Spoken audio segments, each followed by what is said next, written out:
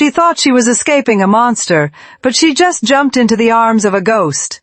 When Imani dove into that idling black car to escape her wicked stepmother, she didn't realize she was sitting next to the most dangerous man in the underworld. He was supposed to kill her, but instead. This is a story of blood, betrayal, and a love that was never supposed to exist. Before we continue, subscribe to the channel and turn on all notifications. You won't want to miss a single second of the twists coming your way. Sit tight. The nightmare is only just beginning. Imani didn't just run for her life, she ran for her soul behind her. The headlights of her stepmother's black SUV cut through the midnight fog like the eyes of a predator. Her stepmother, Beatrice, didn't want Imani back home. She wanted the inheritance papers Imani had tucked into her jacket. Imani's lungs burned, her heart hammered against her ribs, and the gravel cut into her feet. Up ahead, a sleek silver sedan sat idling near a dark alley. She didn't look at the license plate. She didn't look at the tinted windows. She just pulled the door handle, screamed, "Go!" and dove into the back seat. The car didn't move at first. The silence inside was heavy, smelling of expensive leather and cold peppermint. In the front seat, a man with sharp features and eyes like polished flint watched her. Through the rearview mirror, this wasn't a taxi. This was Kenji Sato, the man the city's underground whispered about in terrified tones. He was supposed to be at a high-stakes meeting, not playing getaway driver for a terrified woman in a torn dress. But when he saw the desperation in Imani's tear-filled eyes, something in his cold chest shifted. He shifted the car into gear and floored it. Beatrice's SUV tried to ram them at the first intersection. Imani screamed, ducking low as glass shattered from a side window.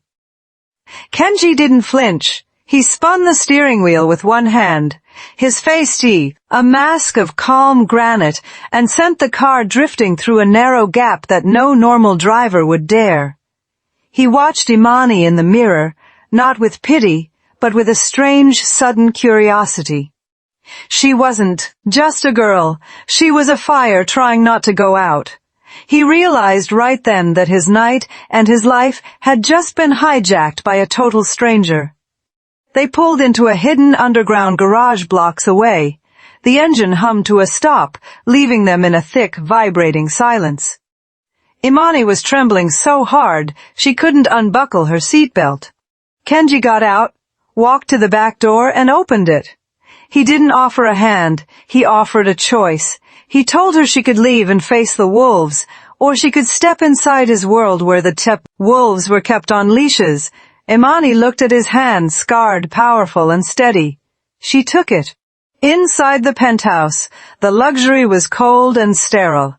Kenji called his private doctor to look at Imani's scraped feet without asking for her name. He stood by the floor-to-ceiling window, looking out at the city he controlled, wondering why he hadn't kicked her out yet. He was a man of logic and violence, but the way she clutched that crumpled envelope to her chest made him think of the mother he had lost years ago. He told her she could stay for one night, and one night only. He didn't mention that his enemies were already tracking his car. As Imani sat on the edge of a velvet sofa, she finally looked at him. He was handsome in a way that felt dangerous, like a sharp blade. She thanked him, her voice cracking. Kenji didn't respond with words. He simply handed her a glass of water and told her to lock her door. He walked to his office and pulled out a file. He knew exactly who Beatrice was. She was a low-level associate of his biggest rival. By protecting Imani, he had just started a war he wasn't prepared for. Imani falls into a restless sleep, dreaming of the fire that killed her father. Suddenly, the power in the penthouse cuts out. The backup red lights flicker on, casting a bloody glow over the room. Kenji appears in her doorway, a silenced pistol in his hand. He leans down and whispers into her ear, "Don't make a sound." They're inside. The twist. The person leading the hit squad isn't just a mercenary, it is Imani's own stepbrother, whom she thought was dead. The silent shadows moved through the penthouse like ghosts. Kenji grabbed Imani's arm, pulling her into a hidden panic room behind a bookshelf. She could hear the heavy boots of the men outside, the sound of furniture being overturned, and her stepbrother's voice calling her name. It wasn't a sweet call, it was a threat. Kenji watched the security monitors in the dark, his jaw tight. He realized Beatrice hadn't just sent thugs, she had hired professionals. He looked at Imani and realized she was the key to a fortune he didn't even know existed. When the house finally went quiet, Kenji didn't relax. He knew they were waiting in the lobby. He led Imani down a service elevator to a beat-up truck he kept for emergencies. They drove toward the ward, outskirts of the city, toward a safe house hidden in the woods. During the drive, Imani confessed everything. How her father left her the shipping company, and how Beatrice would kill to keep the secret of how he really died. Kenji listened, his eyes on the road. He hated weakness, but Imani's honesty felt like a weapon he didn't know how to defend against. At the safe house, a modest cabin, the roles began to shift. Kenji was used to being served, but here there were no maids. He watched, fascinated, as Imani found a bag of rice and some vegetables, and started to cook. It was a simple act, but it filled the cold cabin with a warmth he hadn't felt in decades. He realized he was seeing a woman who had been broken, but refused to stay in pieces. Found himself telling her about his childhood in Seoul, the parts he never told his soldiers. The wall between the mafia boss and the runaway began to crumble. But peace was an illusion. While they ate, Kenji's phone buzzed. A photo arrived. His main warehouse was in flames. Beatrice had sent a message. If he didn't hand over the girl and the papers, he would burn his empire to the ground. Kenji looked at the fire in the fireplace, then at the fire in Imani's eyes. He had two choices: give her up and save his business, or keep her and lose everything he had built. He deleted the photo and didn't tell her. He chose the girl. The next morning, Kenji began teaching Imani how to defend herself. He showed her how to hold a knife, how to watch a person's eyes for their next move. Their hands touched, and the air between them felt electric, charged with a tension that wasn't about fear anymore. It was a slow burn realization that they were two lonely souls finding a home in a storm. Imani realized she wasn't just falling for a protector, she was falling for a man who saw her as an equal. Danger arrived at noon. A black drone hovered over the cabin. They had been found. Kenji didn't panic. He moved with lethal grace. He packed a bag, grabbed Imani, and headed for the hidden tunnel. Beneath the floorboards, as they crawled through the dark, the cabin exploded above them. Beatrice wasn't coming to talk. She was coming to erase them both. Imani realized then that as long as she was with Kenji, he was a target. She decided she had to leave him to save him. As they emerge from the tunnel into a clearing, they are surrounded not by Beatrice's men, but by Kenji's own lieutenants. They have their guns leveled at Kenji, his second in command, a man he's seeking, trusted for 10 years, steps forward. He tells Kenji that the board of the family has decided he's compromised because of the girl. To save his own life, Kenji has to kill Imani right there. In front of everyone, Kenji looks at Imani, raises his gun, and the screen goes black as a single shot rings out. The gunshot didn't hit Imani. Kenji had fired into the dirt at his lieutenant's feet, a warning shot that echoed through the trees. In one swift motion, he turned his weapon on his own men, his eyes burning with a cold fury they had never seen. He told them that if they wanted his seat, they would have to take it over his dead body. The tension was thick enough to choke on until his men, intimidated by his sheer resolve, slowly lowered their weapons. Kenji didn't wait for an apology. He grabbed Imani and disappeared into the thick brush, officially a man on the run from his own empire. They spent the next few hours trekking through the rugged terrain. Imani noticed Kenji was limping. A piece of shrapnel from the cabin explosion had lodged in his thigh. Despite the pain, he didn't complain. When they finally found a rusted-out shed to hide in, Imani took charge. She used her scarf to tie a tourniquet, her hand steady despite her fear. For the first time, Kenji let someone care for him. He watched her work, realizing that her strength didn't come from violence, but from a bottomless well of resilience. As night fell, the temperature dropped. They huddled together for warmth on a pile of old blankets. The silence wasn't awkward anymore. It was a sanctuary. Kenji confessed that his life had been a series of cold rooms and empty victories until she climbed into his car. He reached out, his thumb tracing her cheekbone, and for a second, the world of mafia wars and wicked stepmothers vanished. Promised her that if they survived the night, he would take her to the one place Beatrice could never reach. The peace was shattered by the sound of barking dogs. Beatrice had unleashed bloodhounds. Kenji knew they couldn't outrun the dogs with his leg injury. He gave Imani a small, encrypted USB drive. The assemblage, coordinates to his secret offshore accounts, and a video confession he'd recorded about his business. He told her to run to the highway while he stayed behind to draw their fire.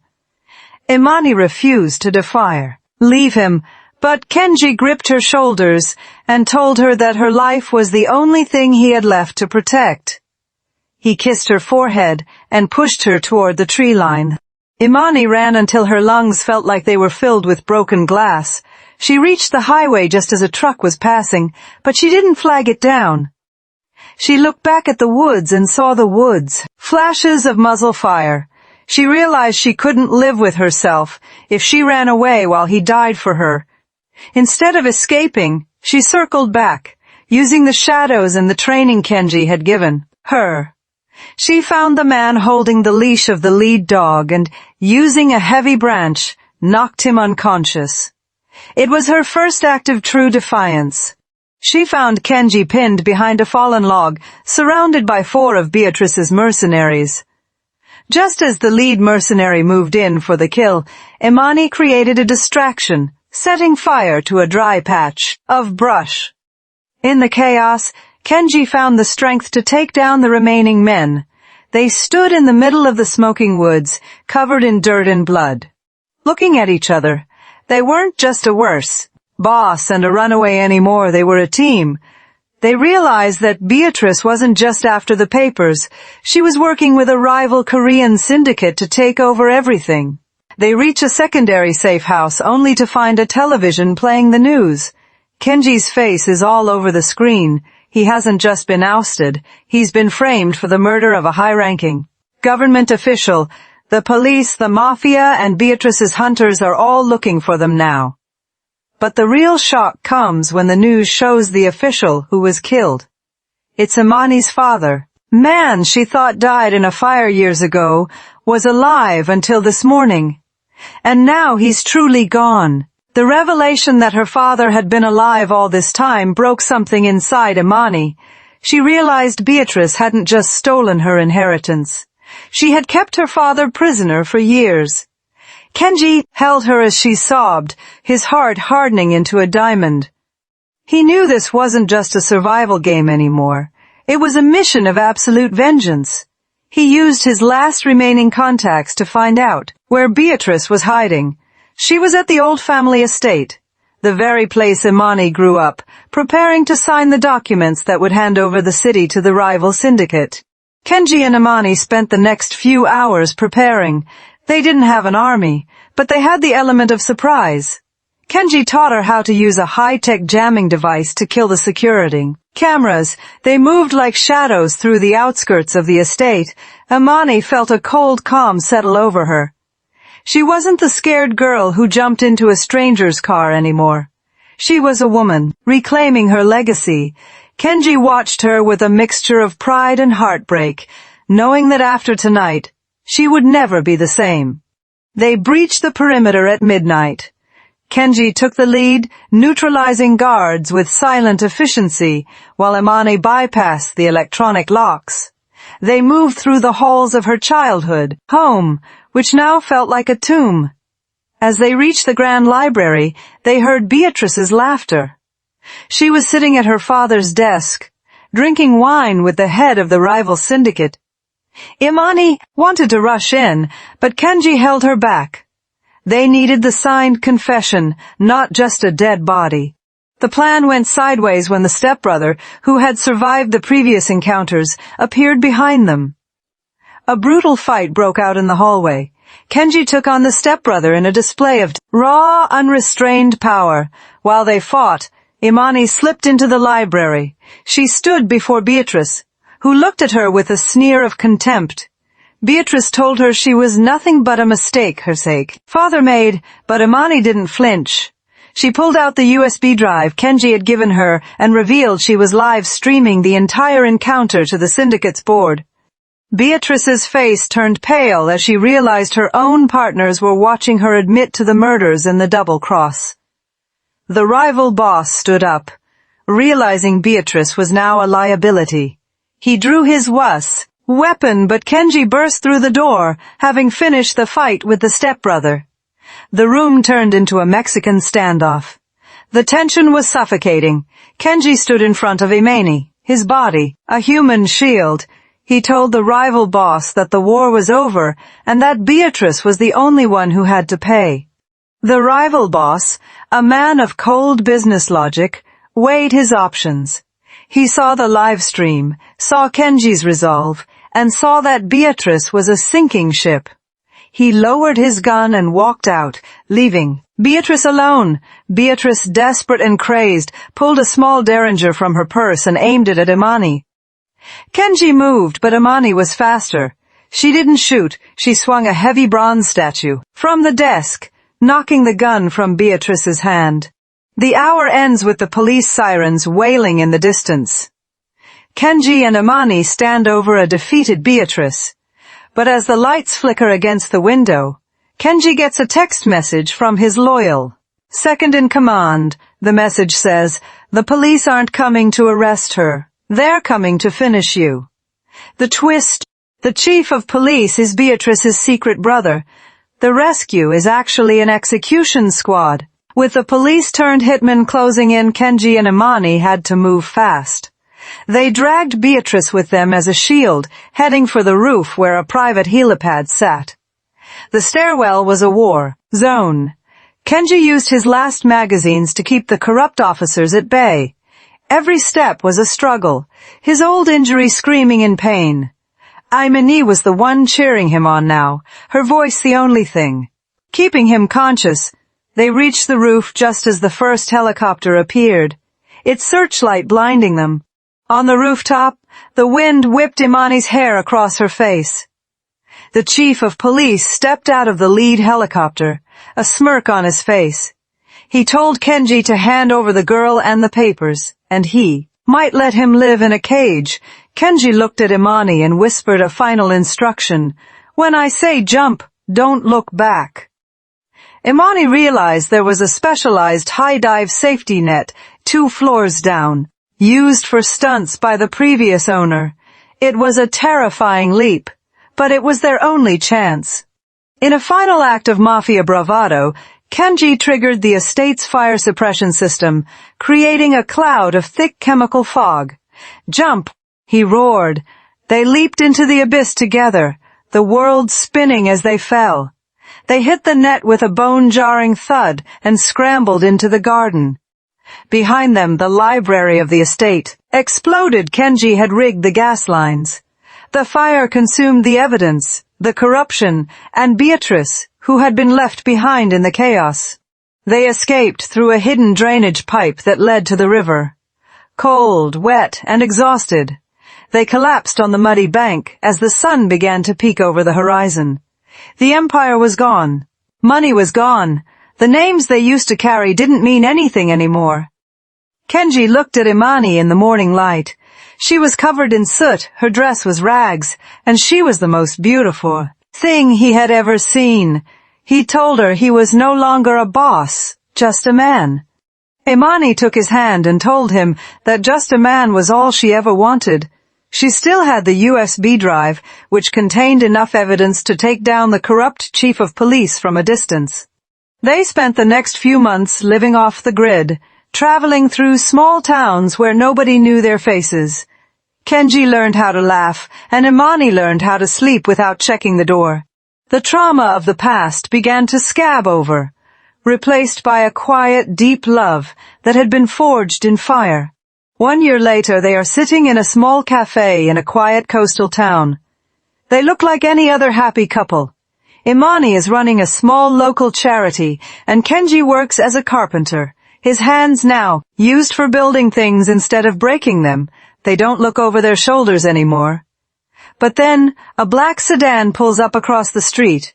A man in a sharp suit gets out and leaves a small, gift-wrapped box on their doorstep before driving away. Imani opens the box. Inside is a single peppermint candy, Kenji's favorite, and a note in her father's handwriting. It reads, "The fire didn't take me the second time either. See you soon. Her father." Is still alive, and the game is far from over. Kenji looks at the note, then at Imani. He doesn't look afraid, he looks ready. He takes her hand, squeezes it tight, and the screen fades to black as that. They stand up together, ready for whatever comes next. 我太喜欢看这事。